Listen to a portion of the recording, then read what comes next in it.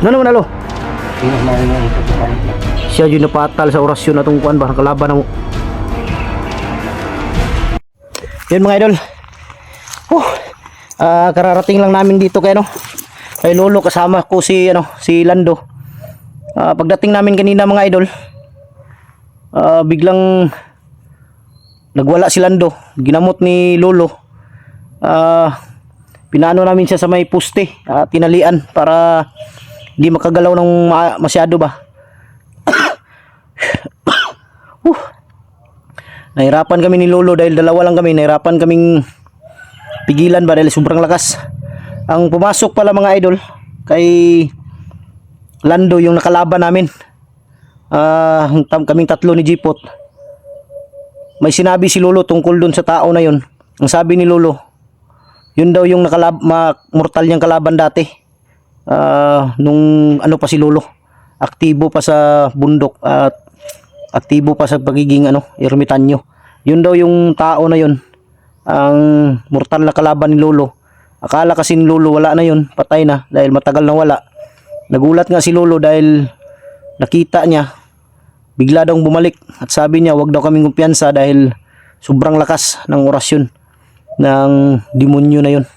Nandito si Lando. Tinali muna namin sa yan. Nakatulog siya mga idol dahil sa gamot ni Lolo.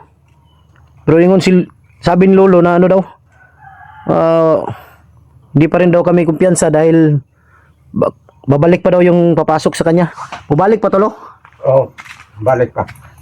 Di lang piyansa Kusgan kayo Lolo? Yan, tinali namin mga idol. Ito. Maliit lang na tali yan pero napakatibay niyan. May nang ngana lo, itali na to baki basig mo lugnot tapon lo. Kalit. Ato ni sulod siya lo. Mao dito mo nakalaban sa una mortal. Puting di man yo mao pa nang inyong makalaban non ro na hinong gisod siya hang lawas. Gani. Puting kusugar yan na day. Ay kan kaya nang di man yo na. Di dito ko pinsahan tong kuana dito eh. Ran. Kayam to lo. Di lang puta mo kuan lagi nga kuan. Kamutan lang ba nga delikado ani ba kuan ni Silando ba. Kaya yang ginagbati lo ba kana yang gunita niya ba yang ulo. Mana sa isgihon mana siya sulod no. Kay pagkuha na ko ganina siya ha. Dito sa boarding house. Na istorya na kong tag-iya dito sa balay. Gabi daw. Wala sila tulog kay mukalit na daw syagit ba. Kagabi mga idol, sabi ng may-ari ng boarding house na pinagtuluyan nila ni Berto. Si Lando daw kagabi, hindi sila nakatulog ng maayos dahil biglang sisigaw daw tapos yung ulo niya hinawakan, hinampas niya sa dingding. Kaya natakot din yung may-ari. Pasalamat nga kanina pagdating ko dahil binisita ko si Lando. Ang sabi ko sa kanila, kukunin ko dahil pagamot ko muna.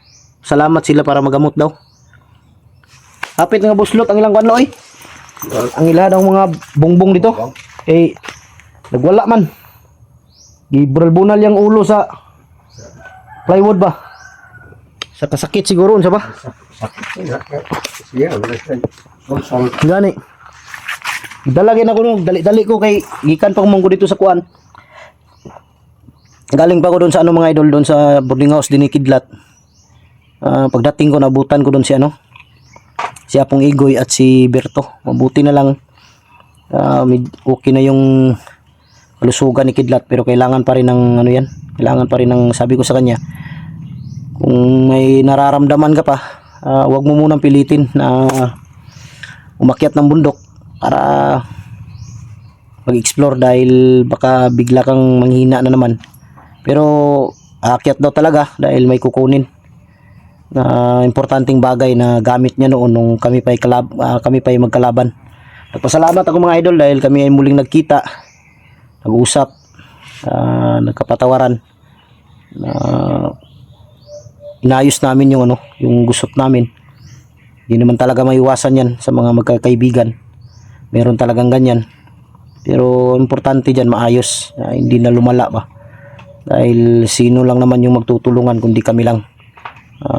Lahat ng hunter, isa lang yung mission. Kaya mabuti na yung may samaan ng loob ay pag-usapan agad.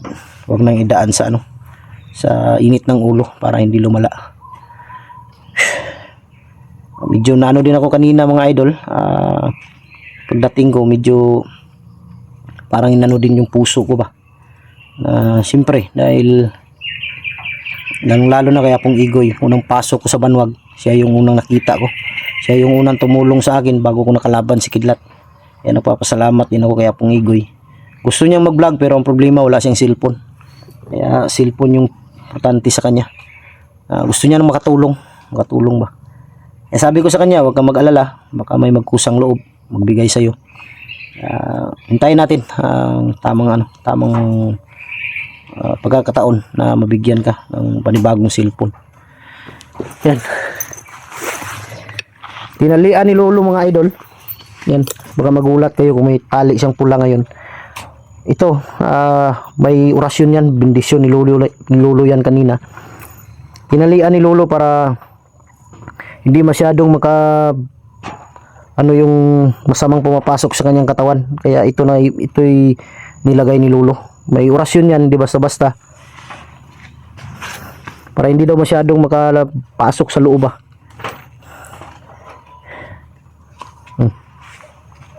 So, action magliyok. Lando.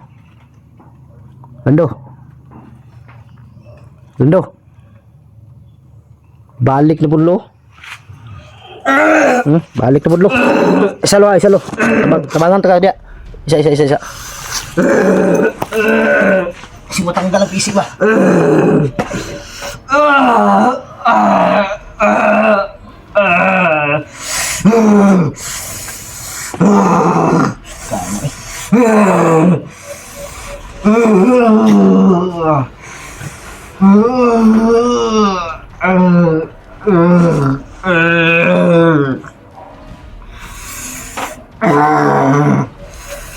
Ini kalimat.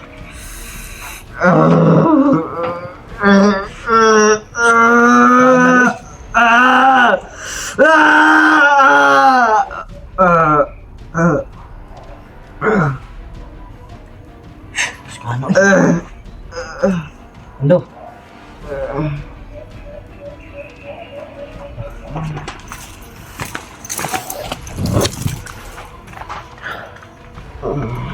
Kira ka? Ando?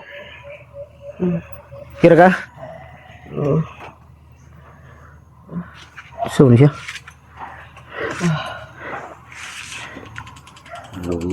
Ha? Yang hawa ang silang awas. Di na ka nang balik lo no? Pero bubalik niya po na lo no? Dili lang na ipakuha ng Pula siyang kuwan? pulong. Dili na ipakuha na? Manid insagit. Hindi daw ipapakuha ni Lolo yung yung pula dito sa noo niya. Dahil yan ang dipinsa. Ando? Musta man? Okay ka? Ando? Muro mo ni kailas to alo? Ha? Pagkan maka. Muro mo si kaila? Kamatang na sa rambut. Yan mga idol.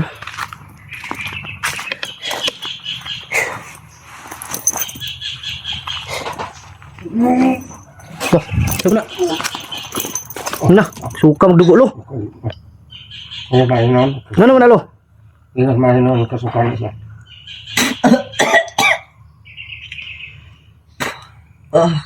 Sabi na alo, hindi gawas ang dugo. Ano siya? Pagpangusog? Ha?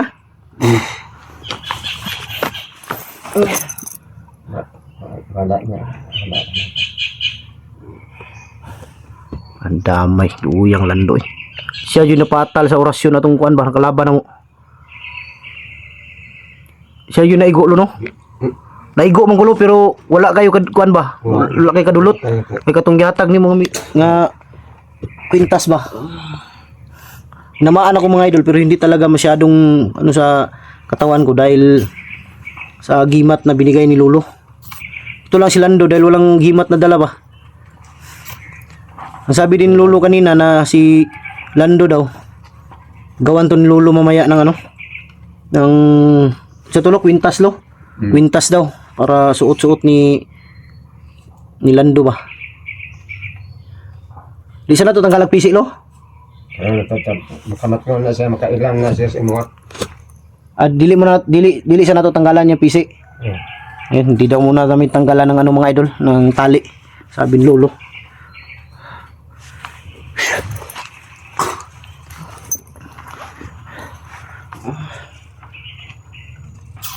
May gani kinagawas niya ng dugo alo. No? Dili nga na gawas kada na. Mo nang nasa sulod siguro siyang lawas no. So kay gamit ani nga orasyon lo, hilo, saba. Sige kay gamit sa nga orasyon ani kanang pang hypnotize yun. Para mawala si sarili. Ang kaya ng source siya. Husgan po no. Grabe ito dugay na paano? Dugay mo ka na nawala siya lo. Asa rin na siya natulo. Katong nakalaban nimo ba? Ba't di ang kanang paano nga dugay man anong patimaw karon may no. Karon na siya nagpakita no. Tagal na lo talaga yan mga idol na hindi na nakita ni Lolo pero nagulat nga si Lolo dahil bigla daw bumalik. Tapos si Lando pa yung natsambahan, napuruhan. Ako kung wala siguro ako agimat. Dalawa siguro kaming Lando. Abutin lang may agimat akong dala-dala na galing kay Lolo din, ang dipinsa. May tag maulian na ni ba? Ang kuan mo ko dito lo. Tag-iya lagi sa balay nga gipuy-an niya nag-uol ba. Gabi lagi daw. Ayaw po din na antong mo. So, gabi daw. Tukar niya mga aptag pila ka oras balik na po daw, siagit na po daw galit. To nahadlok po sila ba? Nahadlok po mo bang nag-arkila dito? Natakot din yung ano mga idol, yung may-ari ng bahay pati yung kasamahan nila doon sa nagrenta. Natakot din dahil dito sa kanya kay Lando. Dahil biglang sisigaw, mawala daw, ihinto. Mga ilang oras na naman, balik na naman pagsigaw. Magwala sa loob. Mabutin lang hindi lumalabas. Ang nakita nila talaga yung ulo niya. Nahawakan lagi ba? Ang yang ulo lo ba, mura niya ginabunal daw. Sakit siguro no? Sakit. Paano lang siya? Gusto nyo dyan, musulod sing lawas. Gamiton siguro yung lawas lo. Yang, paano? Yung lawas lo, gamito no. Ala, daan pa lagi ko. Kaya pala mga idol, pinasukan to. Baka yung katawan ni Lando ang gamitin niya. Yan, gamitin niya dali. Itanggo pa ni mo dali. Ayaw yung pildia na Lando. Huwag kang patalo dyan. Kailangan labanan mo. Pag pakiramdam mo na masama, labanan mo sa katawan mo. Huwag kang patalo. Dahil gagamitin yung katawan mo. Pag nagamit ka na, wala na, makalaban ka na namin. Kailangan talaga labanan mo yan. Huwag kang patalo dyan. Siyasan yun ng samsoon. Kaya ka? Ha? Kasi paminaw ni mo? Ano nararamdaman mo? Ha? Ang init ng katawan ko. Ha? Init ng katawan ko. Aminit yung katawan mo? Init daw yung lawas lo. Ano saan alo? Okay na na? Pawa na na. Pahawa na? Naman diya siya. Ha? Wala na sa lawas? Lawas. Pawa na. Anong init. May tagdili na ibalikan lo no? Pero ilang yung pagpipiansa no? Ayaw lang yun. Patanggal ng... Hoy, Lando, Imuhang ulak. huwag mong tanggalin yung pula ha? Kahit matulog ka mamaya. Sa matulog yun. May maligo o yun. Ang ligo ayaw, dili mo na maunsa daw. Yung mo nang tanggalon na, balikan kay sulod. Sige lang kay Kailangan, huwag ka lang mag-alala dahil mamaya, mayatid kita doon sa boarding house. Bigyan ko lang ng number yung may-ari ng bahay. Para kung sakaling balikan ka ng ano, makatawag sila sa akin agad. Di ba, lo? Oo. Makatawag din sila sa kuano. Para matuan din ako ni. Oo. Ganyan na lang yung gagawin. Mag-iwan lang ako ng number para matawagan nila ako agad kung sakaling may sumanib ulit sa katawan mo. Dahil lang sabi ni Lolo, basta wag mo lang daw yung tanggalin yung pula. Luya siya, no? Nangina yung katawan. Kusgan na, loy. May kaya ano pugna, no? Mabalik na yung pusti. Ah. Okay na ka, Lando? Okay na ka? Sure ba? Ah. Okay na ka? Oo. Lo, salamat kay Lolo. Ay.